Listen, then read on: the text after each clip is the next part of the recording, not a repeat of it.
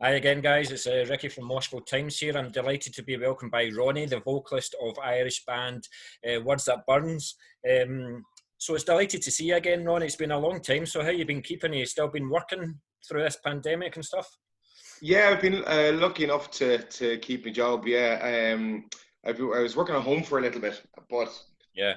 we were busy enough to kind of like make full days out of it, So I've been back I worked like for, I'd say we were only off for 5 weeks, and then we were back in. Yeah. It's You pretty, know, it's pretty so strange working from home, isn't it? sorry. It's pretty strange working from home. Yeah, you kind of find it hard to switch the work brain on. Yeah. There's too many distractions at home. There's Netflix and kind of computer games and all that kind of stuff. So I hope your boss isn't watching this. yeah. So with the lockdown then, so has Words That Burn been using the time constructively and written more songs? Yeah, well, like, to be fair, we've always kind of been writing anyway, Yeah. but I think this kind of gave us more of an opportunity to kind of knuckle down with the writing process, because we didn't have anything else. Like, we didn't have gigs on. Like, I mean, so the writing time, we'd more time to write, Yeah. and kind of sit down and like kind of maybe digest the kind of songs a little bit more, and kind of put a little bit more kind of thought, and not necessarily effort, but like we just have more time to play with. Yeah. Yeah. So with the lockdown pretty much still happening here in Scotland, so how are you guys communicating your ideas to each other then with these new songs? Well, there's the kind of restrictions over here were lifted quite a bit, maybe a couple of months back, so we can actually just go out to the practice room and practice out there now. So you guys have been coming quite frequently then, yeah? Yes, for the last maybe 5 weeks, we've been allowed to go into the practice room. The practice room is like maybe 20k away. So up until then, like, we can really travel within 5k of your home, kind of thing. Yeah. So once that was lifted, we're straight back into the practice room, like pretty much that weekend. So did you actually remember who the band members were? No, some of them look very strange to me. Great stuff, mate. Great stuff. So you released your latest album, Pyres, in June of last year then. So how have the responses been? I know it's been over a year, but I'd imagine you had great responses. And how much fun was it to actually play the songs live? Amazing. Like, I mean, in both cases, amazing. Like, the response to the album was just like, it was kind of mind blowing, because like we had a pretty good response to the first album. So like we kind of were always kind of comparing the new songs to what was on the first album. Yeah. Like, are these songs going to be as good, or are they going to have as much of an impact? And like it did even better. So that when you're playing those songs live, then, like, I mean, you've just got that. We're always kind of confident in the songs, like, but when you see people reacting and sometimes even singing along with them, then like, I mean, that they just kind of, the songs have hit home somewhere. Yeah. And just such a buzz, because that people are enjoying them. So how do you feel about it yourself? Like, do you feel it's the record that you knew that was in you to make? Do you feel, is this the most proudest stuff that you've ever done?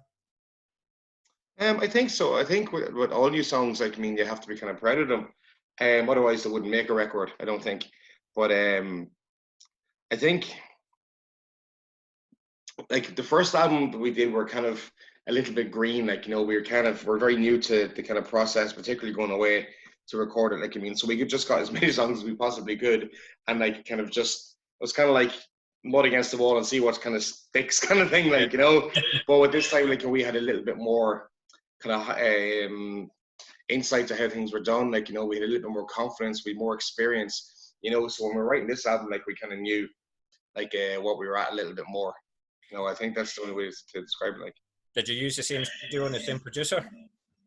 no, the first one was a guy over in Italy called Johnny Mazzio, and this was with our friend Josh Robinson in JSR Studios in Belfast. So it was just, we could go up and down the road like as much as we want. Yeah. Whereas with the first one, it was kind of, what can you get done in like a month? Whereas we had like 6 months to record this, which is a lot better. Yeah. That's the weather wasn't as good, but the situation was a bit better. That's excellent. Thanks very much, Ronnie. So you've recently released a video in May for Without Reason from the album Regret Is for the Dead. So that was released about 5 years ago. So what was the reason for doing a video for a song that was 5 years old rather than another track from Pyres? That's a good question. The like the truth is that like we completely kind of forgot that we had that song, and an album. It was supposed to be on the Regrets for Dead album, and it didn't make the cut because we couldn't capture the same feel as the demo. And I don't know whether it was a case of like demoitis. It didn't sound the way we had it on the demo. It just didn't really kind of fit the overall tone of Regrets for the Dead. There was just something about it that didn't quite fit the rest of the songs. So we dropped it and just went with the other 10 tracks. And then 5 years later, Jer was going through emails, I think it was Jer, and he said, "Remember this?" And we were like, "Oh, fuck yeah, Jesus!" And because we kind of forgot about it, and maybe kind of our kind of tastes in particularly kind of synths and kind of ambience and things like that changed, or we weren't as afraid to put like certain sounds into different songs that when we heard it back, we were like, "We're definitely going to have to release this." Because it really kind of fits to maybe the sound that we have now as opposed to what we did 5 years ago. So do you think this might be a track you could be playing live again? Without reason? Yes. Possibly, yeah. Like, I mean, there's no reason why we couldn't. It got a pretty good response. Like, I mean, so maybe, I don't know. Aye. I don't know. We've a lot of new songs that we need to kind of start playing live. So I don't know. Like, if we could try it. I suppose. We'll have to learn it again. I suppose 5 years old. So for those that are new to the band then, how would you say the latest album Pyres compared to your earlier material? And do you think you've maybe found the sound that you'd be looking for with your latest album Pyres?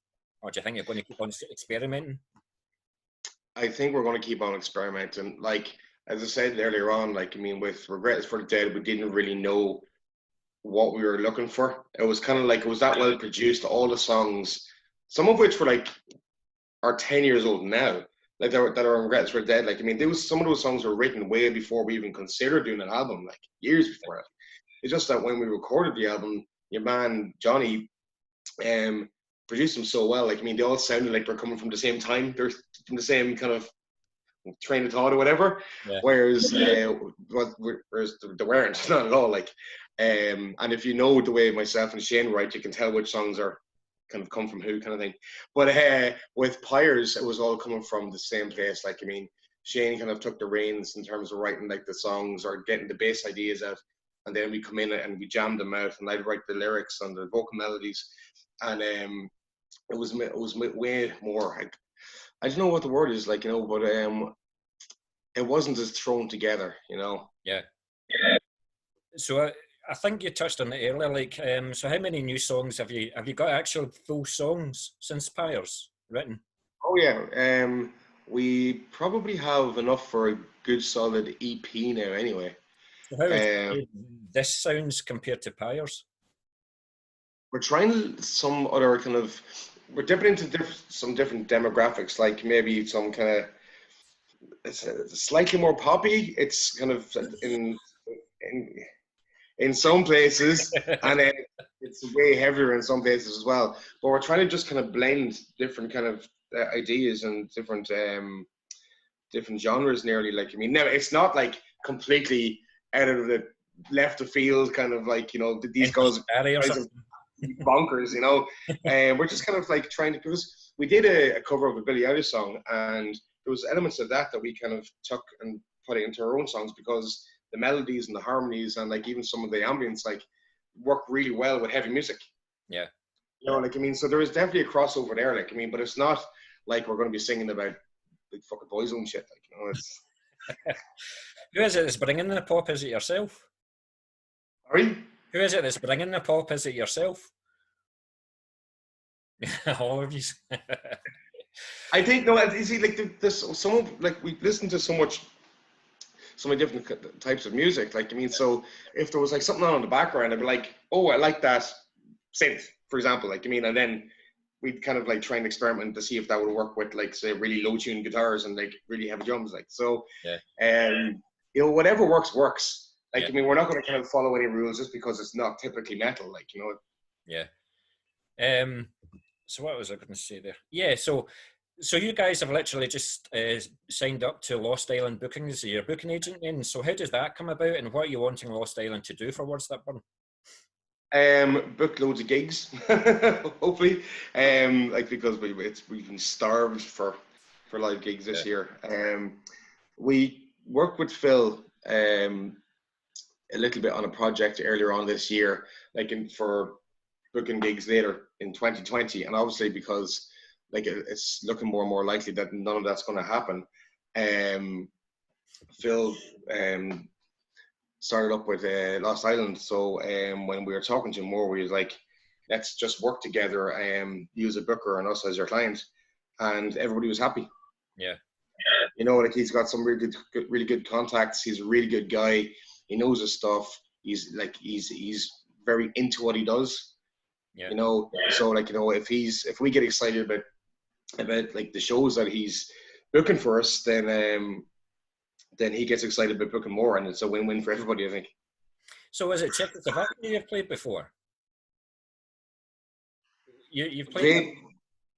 Did in Czech Republic a couple of times, yeah, and we did a couple of tours of Europe, like, you know, played a couple of festivals over there. So I don't know what it's going to be like in terms of festivals and stuff in 2021. But like, I know Phil's got some contacts in Europe as well, so he's going to be using all of his resources to book us shows. You're wanting to go into Europe as well? Oh yeah, no, absolutely. Like, I mean, like, we're basically going to have to do like essentially 2 years worth of touring next year. Yeah. That's excellent. Thanks, Ronnie. So you're running a project on behalf of the Sophie Lancaster Foundation. So I was wondering if you can explain what you're doing, please. Well, that's the Billie Eilish cover that I was just speaking about. We kind of just messed around with that song about 6 months ago, maybe even more, and we recorded it. And then when I did the vocals on it, and when we were going to edit them, there were all the files are corrupted, and I liked the song so much. I said I'm going to have to do it again, even though it was really frustrating. And the second time we recorded them, the song kind of took on another life. And we're like, let's run with this. Is actually sounding really good. Let's do something with it. And then we said, let's do a video with it. And we had this idea for a video, and then we scrapped it because it was too similar to a video that we did for Mirror Perfect Mannequin. Yeah. With like the dancers and things like that, you know.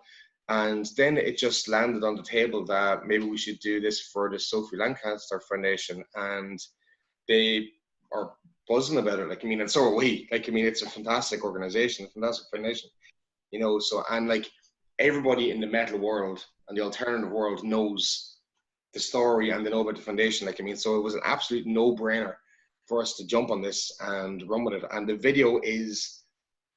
prep of the video is almost finished now. We're still waiting for a few people to do their parts. So we're getting a load of people to sing along with the song, and then kind of smash it all together and make this, like, I don't know, communal kind of sing along, whatever you want to call it.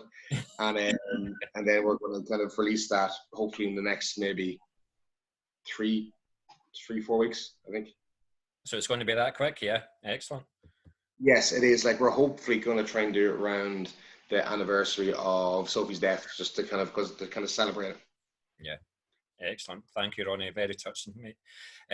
So having known you guys for some time on social media, things seems to be very settled in the band members front. So how would you say you keep it all together, for example, when negotiating what stays in and what goes out of a song?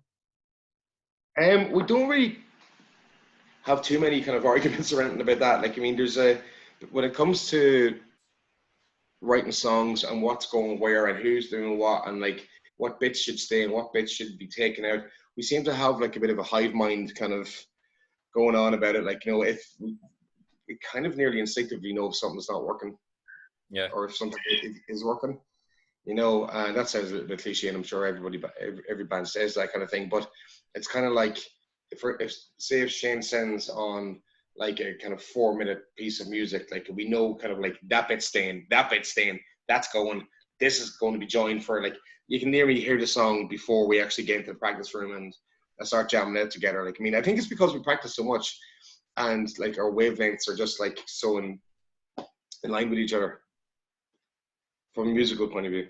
Yeah. So all the other guys in the band, they've all got their instruments to play with then. So they're writing the songs and things. So how do you go about writing the lyrics? Where do you get your inspirations from? And have you been writing lyrics just now? Is anything triggering your brain just now?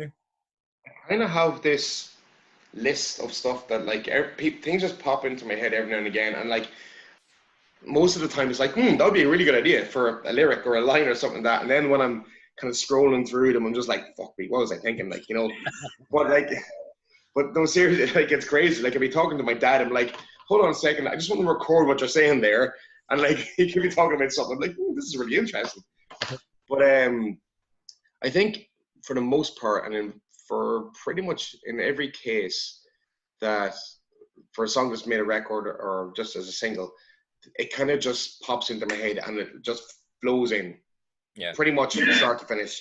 And like even if I'm like, kind of sitting here on the sofa or from work, I'm like, I need to take 5 minutes here and just let all this kind of pour out onto the page. And in most cases, it goes virtually unedited from that point. Yeah.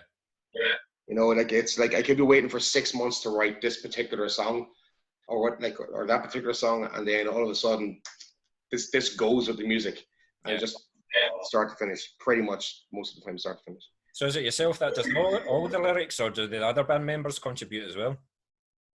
Yeah, for the most part, I write it all. Yeah. You do it all. That's yeah, it. like somebody, like one of the boys, like might say, like, is that what you said? And I'm like, no. And he said, I thought you said this. I'm like, that's way better. But for the most part, like, I just run with it. Yeah. If someone has a good idea, a better idea, or whatever, like, it's not like you can't write lyrics in the band. Yeah. It's just like, they trust me to do that, and I'm happy to do it. Like, yeah, yours are better the way. So you touched on it a wee bit earlier. Where do you rehearse and where do you record your songs then? In two separate places. So we record out in Carrick, a place called Carrick Macross. It's about 20 minutes from Dundalk, where we live. Some of the boys are from out that direction, so it makes sense to kind of practice out there. And we record all our demos out in Shane's house, which is about another 20 minutes further from that.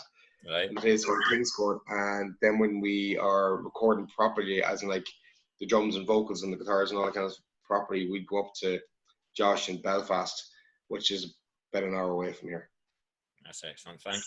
Here being Dundalk, just in case. So talking about Dundalk then, so how strong would you say the Dundalk scene is, and would you like to give a shout out to any of your fellow bands? The Dundalk metal scene specifically is pretty much non-existent. For a town that's so musical, there's very few metal bands. There's probably ourselves, a band called Sven Kant, and my favorite band, which is like a kind of punk rock band called Podracer. Most of the bands that we kind of like be friendly with would be from everywhere else in the country. There's no real kind of even rock scene that's too big here in Dundalk. And Dundalk's got one of the best venues in Ireland, a place called the Spirit Store. And it's just from a heavier point of view, probably the demographic I don't think is there. So that's why there's no scene. You have to go to the cities like Cork, Dublin, Galway, maybe Belfast. Yeah. All right. Excellent. Which is like, there used to be tons of metal bands around Dundalk, like, maybe 20 years ago. And like, I was like, I want to be in a metal band. And then like, I kind of missed the boat maybe. I don't know. Yeah. So see, you play Dundalk then, is there still like a good healthy crowd? We probably play Dundalk once every 2 years, probably. Yeah. And it won't be in the main venue in Dundalk. It would have like a bigger bands on, or like maybe, a Fleetwood Mac tribute band or a Beatles tribute band or something on. People like, kind of bums in seats. I get it. Like, but we play like, kind of like a CD bar or something like that upstairs, like in a room that hasn't been used for like 10 years, and now it's a venue kind of. Yeah. But it's great because people do come out, like, but it's not something you can do regularly. I think the reason why people come out to the gig is because they haven't, kind of seen us, or they haven't had a fucking good rock out in a while. Like, so. Yeah. So carrying on from that then, so obviously there's not going to be any live shows in the near future. So did you actually have plans for this summer and maybe festivals towards the end of the year and things? We had some festivals booked and we had some gigs booked through Phil from earlier this year from Yeah, Logan. So, but obviously we can't. There's nothing going to be happening, and there's nobody going to be taking bookings this year, even if we wanted to do gigs. I don't think it's feasible for us to even travel, because we have to quarantine when we're coming back into the country. Doesn't make any sense. But next year we have gigs booked already for the UK, and as I said, we're going to be touching into Europe as well. But we have a line of gigs in the UK later next year already booked. you were I'm already. not telling you where though, huh? You were going to be coming into my hometown, Glasgow, recently as well. So unfortunately, that got cancelled as well. Supporting another brilliant band as well, Centralia. So they're Oh yeah, love those boys. Love those boys. Outstanding. So what's next for What's That Burn then? You said you've got enough for an EP. Do you think you'll keep the songs for another full-length album in maybe a year's time or something, or will you actually release an EP in the middle? I would say we will probably start churning out songs, and maybe release like a compilation, like an album or an EP, maybe the end of this year, maybe mid next year, kind of thing.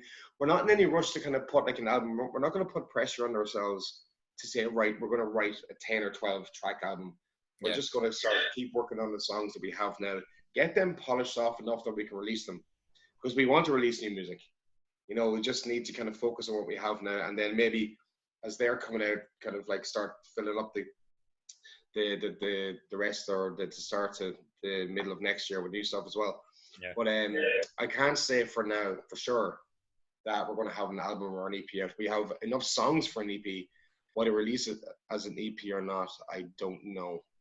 Yeah. But we're definitely going to have something new out in the next, I'd say 2 months. So this is normally a question for all the band members who like to brag about the instruments that they play, but I see that you're being endorsed by Vocal Zone. So how did that come about? I can't remember. Did one of the members of staff see a gig or something like that? I think I'd say it was probably through our manager Oren. I'd say he probably got us the endorsement. Yeah. It's been that long since we've been endorsed them. I genuinely can't remember. I can't remember. I remember getting some vocals and stuff, and I was like, happy days. I that post on social media. I remember you putting it on. But I think I was definitely talking to somebody from Vocal Zone. I don't know if it was me saying please endorse me, or them saying or whatever it was. I can't remember. But I'm happy to kind of have them anyway, because I destroy my voice all the time. I really do, and it definitely takes the edge off a little bit. You have to look after your voice. You have to do your singing lessons and let your voice heal a little bit. But with all the screaming that I'm doing, it's just nuts. I drink probably 10 of those a day when I have them. Wow. Those teeth. Yeah. It's crazy. Yeah. It's crazy. And obviously the vaping helps as well. Of course. That's actually what I was going to ask. Like the other band members, they can get the guitar out and play riffs and stuff like that. How do you keep your vocals in check? Like if you were in the house for 3 months before you can jam again, how did you keep your vocals in check? I actually started. I really did some damage to my voice when we were recording Pyres, that I didn't take time to let it heal, because obviously we were gigging after that, so I was just kind of adding to the damage. So I started doing singing lessons again, basically from scratch. Yeah. Back to basics, back to kind of Bambi legs kind of stuff, and just learning how to sing properly. Yeah. Because I kind of in your head you can kind of you can sing, and you have to push it really hard to get some certain notes. And I knew I was doing myself damage doing that, and so it's just a matter of building it up to the point where I don't have any I don't have any pressure to do any vocals anytime relatively soon. So I can take the time to just do it right. And whenever I do go into the studio properly, again, I'll be able to know when I've pushed it too far, or even better, know not to push it too far. Yeah. You know, particularly the wrong way. But like, yeah, no, like, I can even feel in my voice now that I'm getting a bit hoarse, but it's just from just pure damage. Like, I mean, I gave up smoking, properly smoking, in January, with the view of kind of like repairing my voice, like, you know, but and I used to smoke a lot, which is stupid for a singer. But you know, it's just like you have to do your warm ups, you have to do your exercises. It's like going to the gym. Like, I mean, you have to train, you have to stretch, Yeah. you have to do all your prep work before you start lifting weights, and that's the same with your vocals. You have to take care of it as you would do your body if you're doing bodybuilding. You know. Yeah. So how were you back into the studio? Well, back into the jamming? How were your vocals? I don't push it too far. I'd probably do maybe, if we're jamming for like an hour and a half or 2 hours, I'd probably do maybe 40 minutes of singing. You know, I wouldn't push it too hard. I have my in-ears on pretty high, so I don't have to scream to hear myself. Yeah. Like, you know, really, really bad. So like, I don't have to scream over the music now. You know, I can hear myself really pretty well in my ears. But I don't push it too far. Like, I mean, if I start to feel a strain, I just stop singing. Yeah. You know, like, I mean, it's better to do that now than, like, you know, say if we're on the road and I can't, you know, do any gigs because I fucking leave my voice for, you know, shouting at practice. Well, but like, it's just baby steps. Like, I mean, you just have to do well. And like, it's crazy. Some singers can go like their whole career without having to do any vocal lessons or whatever, and they can scream their heads off. I can't. It's just not how I'm built. Like, yeah. Well, that's actually all the questions that I've got for today. But if anybody wanted to find out about Words That Burn, then so where would they find you on social media? usual, like, so like, obviously Facebook, Instagram. I think they're all /Words That Burn. What's the other one? Bandcamp, Spotify, and Big Cartel. We're after getting a bunch of new merch made, and we're vlogging, and it's limited edition, and it looks awesome. So if there's anyone looking for merch, that's the place to get it. Big Cartel. Well, I'm going to get in touch with you because I want one of those white t-shirts. Yeah. Thanks, man. Thanks. Right. Well, thank you very much, Ronnie. It's been an absolute pleasure talking to you. Thank you very much. I hope to see you again over this side of the pond very, very soon. I know it was a couple of years ago I last saw you, but first impressions last, and I wish you guys the best of luck, mate. All right. Thank you. Good to see you again.